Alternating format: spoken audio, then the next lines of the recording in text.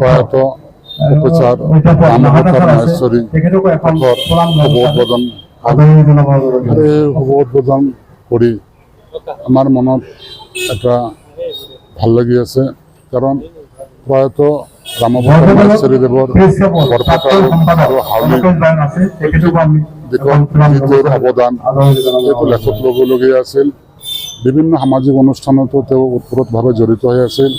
বিশেষকৈ আমাৰ শংকৰদেৱ শিশু নিকেতনে হওক বা আমাৰ দ্ৰোণাচাৰ্য একাডেমি হওক তেওঁ ওতপ্ৰোতভাৱে জড়িত হৈ অনুষ্ঠানসমূহত উন্নতি সাধন আৰু তেওঁৰ কৰিব পাই যথেষ্ট সুখী হৈছোঁ।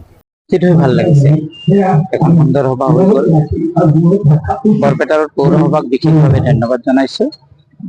প্ৰফেচাৰ ৰামপ্ৰতাপ মহেশ্বৰীৰ পদ্ধতিৰ নামকৰণ কৰা হ'ল আজি আৰু নতুন প্ৰজন্মই এই আজিৰ সভাখনৰ পৰা বহু কথা শিকিব পাৰিব।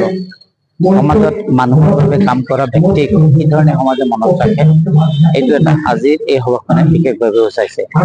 লগতে সমাজ তথা বৰপেটাৰ পৌৰসভাক বিশেষভাৱে ধন্যবাদ এইভাৱেও জনাওঁ যে তেখেতসকলে সেই বিশেষ ব্যক্তিগৰাকীক শ্ৰদ্ধা জনাই নিজেও কিন্তু ভাল এখন সমাজ নিৰ্মাণ কৰাৰ কথাটো সূচাইছে।